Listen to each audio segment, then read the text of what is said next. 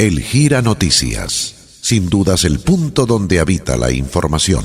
Continuamos en el Gira Noticias, 12 del mediodía, 42 minutos en todo el país, y en este momento tenemos otro invitado que está con nosotros en este super programa con doble invitación y la charla con el profe. Está con nosotros Juan Bonsellau, que es politólogo, escritor también, sé que tenés un par de novelas por allí, y además en este caso también miembro de la jefatura de gabinete del Poder Nacional, así que vamos a estar charlando un poco de política y distintas cuestiones con Juan. ¿Cómo estás? Buen día.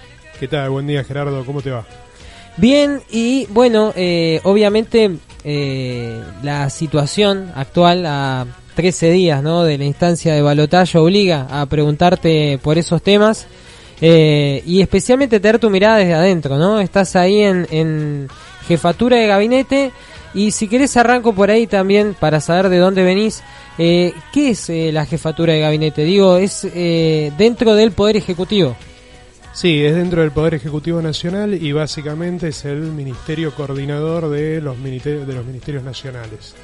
Es una figura que se creó después de la reforma constitucional del 94, básicamente para para asistir al presidente en la coordinación ministerial.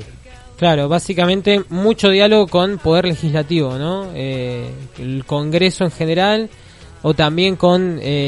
porque sé que el jefe de gabinete tiene que ir a hablar, ¿no?, al Congreso. Sí, tiene que ir una vez por mes al Congreso a defender la gestión. Es algo que igualmente está en la Constitución Nacional, pero que bueno, muchas veces es bastante laxa. Ajá, bastante eso. laxo ese cumplimiento, claro, sí, tal cual. No suele ir mensualmente, sino suele ir cada 3 meses, cada 4 meses, y ahí tiene que defender la gestión del Ejecutivo. Pero bueno, también decís esto otro, articular todos los ministerios, que son muchos, ¿no?, en Argentina.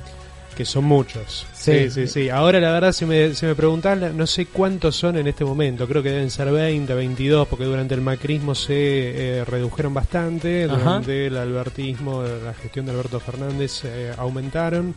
Pero bueno, creo que deben andar por los 20, 22 ministerios en este momento. Sí, recuerdo que Milei, cuando hablaba de el afuera y el recorte, quería reducir a 7, ¿no? Claro. Y era como 12 quedaban afuera, 13, una cosa así. Bueno, sí, quería hacer, bueno, lo que comentó la semana pasada o la anterior, ¿no? Lo del Ministerio de Capital Humano, que quería poner en el mismo ministerio el Ministerio de Salud, el Ministerio de Educación y el Ministerio de Trabajo. Todo junto en una sola. Todo junto en un solo ministerio, sí. Bueno, y vos dentro de esta jefatura de gabinete, ¿en qué área estás? Yo estoy en el Instituto Nacional de la Administración Pública, ahí soy investigador. Ajá. En la Dirección de Investigaciones, que es una dirección que se dedica a estudiar políticas públicas. ¿Cómo funcionan? ¿Cómo funcionan las políticas públicas? Claro, cuál es el impacto de las políticas públicas, cuáles son las políticas más exitosas, cuáles son sus resultados. Bueno, un análisis de impacto de estas políticas públicas. Claro, específicamente tu análisis, me imagino, es político, no andás mirando la estadística de cómo aplica y cómo funciona quizás una medida, o sí, o también... Otros investigadores que tienen un enfoque más cuantitativo, se podría decir, no me quiero meter tanto en cuestiones técnicas, pero digo que tienen un enfoque más cuantitativo, sí, claro. Digamos, se manejan con información del INDEC. En mi caso es más cualitativo, porque yo estudio el Consejo Económico y Social, es decir, básicamente cómo articula el gobierno con los empresarios y los sindicatos objetivos de largo plazo. Bien, bueno, sí. Eso va a cambiar mucho de acuerdo a cómo salga, me imagino, el balotaje, ¿no? Si es Massa o si es Milei. Claro. Ese vínculo con empresarios y sindicatos planea girar, me parece. Claro, sí. Uno espera que el vínculo con los empresarios va a ser fluido y con los sindicatos va a ser un vínculo mucho más conflictivo. Pero bueno, habrá ¿con cualquiera que ver. de los dos? ¿Vos decís que se da ese escenario? Con Milei. No, en el caso de que gane Milei. Pero igualmente hay que esperar a eso, porque me parece que con un 30%, 29,98 de votos en la primera vuelta, sinceramente no lo veo a Milei con tanto margen como para confrontar. Ajá. Después hay que ver, ¿no?, el perfil psicológico que tiene, claro, candidato que tiene él como dirigente, pero digamos con un análisis a priori no le da el margen político como para la confrontación. Claro, incluso ganando por medio punto no la tiene fácil para después ir y hacer esto de motosierra, imponerse y demás. No la tiene, claro, no la tiene fácil porque no tiene, ni siquiera está cerca de la mayoría en el Congreso, ni en senadores ni en diputados. Si bien obviamente el resultado es excelente, o sea, si nosotros nos ponemos a analizar la cantidad de legisladores que tiene ahora con los que ganó en el 2021, que fueron a la legislativa, por supuesto que es un crecimiento enorme, es algo muy llamativo, pero va a necesitar acordar si quiere llevar adelante. Y para hacer una segunda elección es un montón, la verdad, lo que sacó, pero a la vez me pongo a pensar en la historia argentina, y el peronismo en su primera versión con el Partido Laborista gana la elección. Digo, claro. También hemos tenido partidos que de golpe llegan y la ganan. Distinto el radicalismo, que la peleó de muchas maneras hasta ganar en el 16, que no había voto libre, pero justo el caso de Perón es curioso. Cómo llega al poder sin tampoco venir peleándola en lo electoral, ¿no? Claro, sí, tal cual. Bueno, quería mencionar que Juan además forma parte de un grupo de escritura en el que también estoy, y fuiste uno de los que anticipó el resultado para mí, porque ese jueves antes de la votación del domingo de la segunda vuelta, cuando te preguntamos cómo veías vos el panorama, vos, si bien no dijiste va a ganar Massa, dijiste ahora Milei se va a encontrar con lo que es un aparato, digamos, un partido que tiene herramientas, que sabe cómo y que quiere ganar. Y en algún punto, bueno, fue eso, me parece, ¿no? Lo que pasó ese domingo. Claro, sí, un poco sí. Igualmente es una elección en la cual se están quemando todos los libros de la ciencia política, ¿no? Claro, sí, porque todos los pronósticos que yo había dado, sobre todo para las PASO, había dado yo, y digo, los pronósticos que se comentaban, no yo porque sea una figura autorizada. Claro. Por lo general eran muy diferentes a lo que terminó sucediendo. Milei tercero, lejos, Larreta ganándole a Bullrich. Si bien se hablaba que Bullrich estaba creciendo en los últimos días, digamos, la mayoría auguraba que Larreta iba a ganar la interna. Sí. Y Massa podía salir segundo, pero mucho más arriba que Milei, mucho más arriba. Entonces, en ese sentido se quemaron muchos libros. Es verdad, bueno, lo que vos decís, había un argumento fuerte para decir que el peronismo iba a levantar, que era justamente que los gobernadores, por una cuestión de supervivencia y afinidad política, iban a poner todo en juego. Claro, pero poner toda la estructura. Y ahí viene mi pregunta, a vos que estás trabajando en el poder público y además estudiaste politología, ¿cómo funciona eso? Digo, ¿cómo hace un gobernador para gestionar votos, o un intendente? Digo, ¿qué tipo de ejercicio haces con, no sé, con el pueblo? ¿Cómo le llegan a la gente? Mira, en las PASO los gobernadores no tenían nada que perder, y entonces en ese sentido tampoco pusieron mucho de sí mismos. Claro, en los discursos en primer lugar, pero también en publicidad, por ejemplo. Sí, publicidad, también inauguración de obras. Digo, en estos 2 meses entre las PASO y las generales, por ejemplo, hubo inauguraciones entre un gobernador y el candidato a presidente Sergio Massa, hubo, digamos, mucho más menciones a Sergio Massa en los discursos públicos. Y después, bueno, lo que tiene que ver con la estructura, con mover el voto. Eso no significa que venga el gobernador y le ponga plata a los votantes, no quiero dar a entender eso. Significa que, por ejemplo, digamos, pone todas las facilidades como para que alguien pueda ir a votar al candidato oficialista. Claro, vehículo para trasladarse. Sí, remis, claro, sí, la típica figura es la figura del remis. Como, bueno, te pongo un remis para que puedas acceder al voto. Si llueve, bueno, yo te aseguro que vos puedas ir a votar. Pero, digamos, eso es como la parte más capilar. Más capilar, sí. Claro, sí, la parte más capilar. Pero por supuesto que también se movió, digamos, en una campaña mucho más superestructural con inauguración de obras públicas, con menciones al candidato, con reuniones entre los gobernadores y el candidato presidencial Sergio Massa. Fue, digamos, se puso en juego el aparato, por decirlo de alguna manera. Sí, y en algún punto pienso que Milei se las dejó fácil con sus palabras, con sus dichos, el de él, el de Mondino, Marra, digo, con estas locuras que decían, un poco les dejaba el camino fácil a las distintas figuras ejecutivas del país para decir, bueno, hay una continuidad que defender pese a todo, ¿no? Claro, sí, bueno, los candidatos de La Libertad Avanza no dejaron un error por cometer. Claro, cometieron todos los errores que se podían cometer. Bueno, eso habla de una campaña, una fuerza política que es muy nueva y que es muy caótica, extremadamente caótica. Claro. Eso les permitió llegar hasta donde llegaron. Un poco el ejemplo que vos ponías de Perón, como este aluvión, esta marea que se lleva puesto todo, pero evidentemente llegaron a su techo. Sí. Y en ese sentido, digo, esa ayuda de Mauricio Macri me parece que es algo que les puede ayudar a romper ese techo tan bajo que tienen de 30 puntos. Sí, igual tengo entendido que en los balotajes siempre es por poco que se gana. Históricamente, como que el resultado típico es 55-45, así que va a subir naturalmente, aparte son dos opciones, va a subir en votos. El tema es si llega a la mitad con esta alianza. Viste que se hacen toda la semana las cuentas de Almacenero.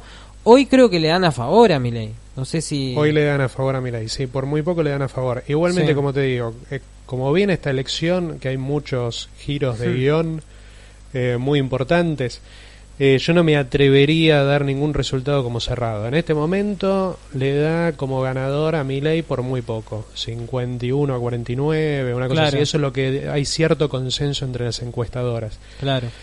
Pero yo no subestimaría el voto en blanco, la gran cantidad de voto en blanco que va a haber. Y también, o ausentismo. Sí, y gente que vaya a votar por primera vez, digo, que no votó ni en la PASO ni en primera vuelta. ¿Te imaginás eso?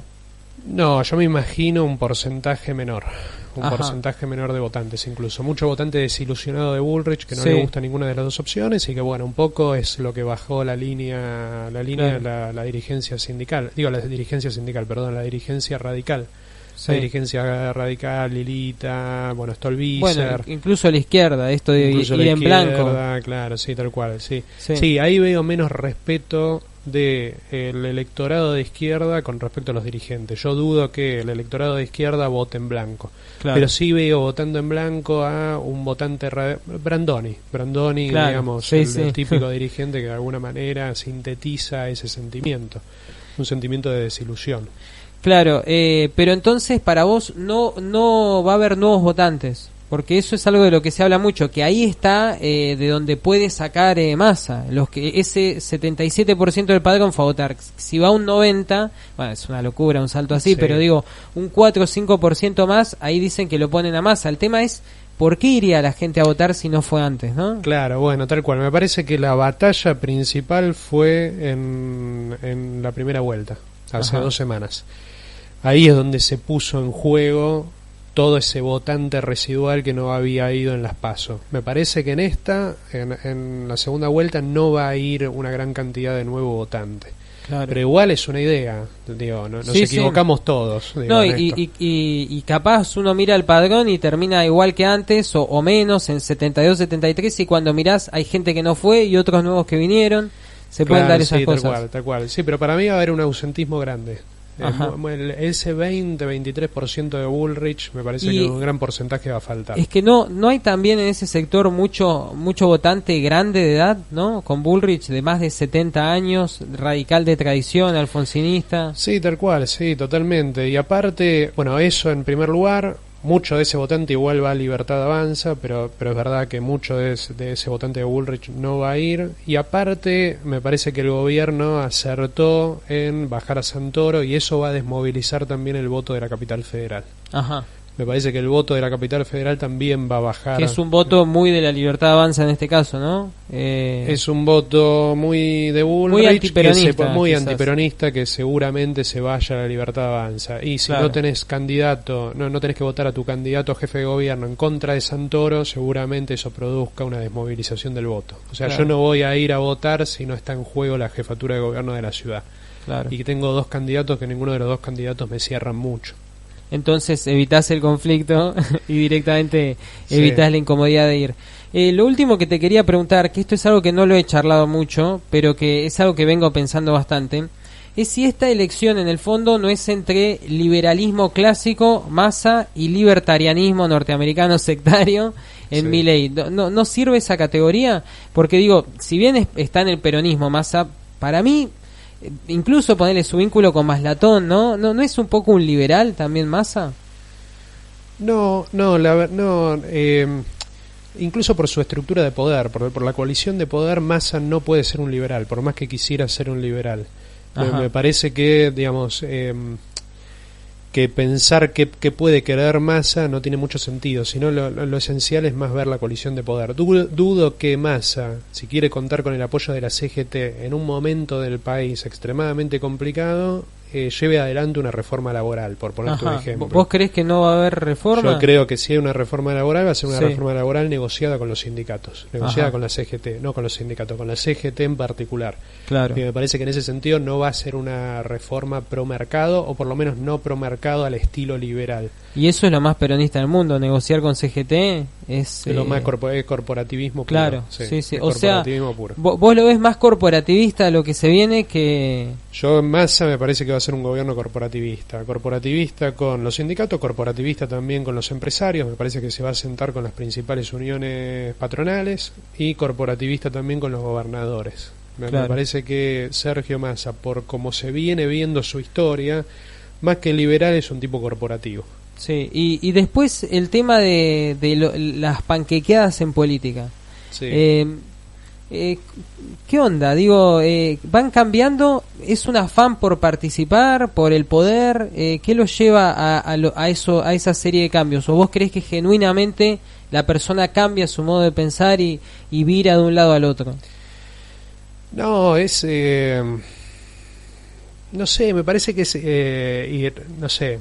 irrelevante qué piensa la persona. Lo importante es a qué tipo de ideas esa persona sirve. O sea, me parece que es mucho más importante el proyecto político que las personas. Después las personas pueden ser, digamos, se pueden sustituir, se pueden ir de un partido a otro, pueden cambiar sus ideas, pero lo importante es qué tipo de proyecto político quieren llevar adelante. Claro, quiénes tiene detrás, quiénes lo bancan, y en base a eso, para dónde puede ir más allá de las ideas, ¿no? Más allá de lo que piensen en su fuero interno. Claro, lo que piensan en su fuero interno, o qué es lo que ellos querrían hacer, o suponer, digamos, qué es lo que ellos quieren hacer, me parece que no es tan relevante para el análisis político, sino, bueno, en qué tipo de proyecto político están inscriptos. Claro. Digo, y en ese sentido Massa, digamos, por supuesto es una persona muy ambiciosa que cambió mucho de color político o de ideas políticas. Él empieza en la UCD, pero sin embargo ahora me parece que está muy condicionado por el proyecto político que pasaría a liderar si es presidente. Bueno, un gusto charlar con vos, Juan. Un placer, además, esta mirada tan práctica que tenés del escenario político, lejos de las teorías o del academicismo, así que un gusto. Y bueno, veremos cuál es el resultado. Cualquier comentario de pronóstico es futurología y una locura anunciar algo así, pero bueno, ya veremos cómo decanta todo. Te mando un abrazo y que estés muy bien. Dale, gracias a vos, Gerardo. Última tanda y nos despedimos.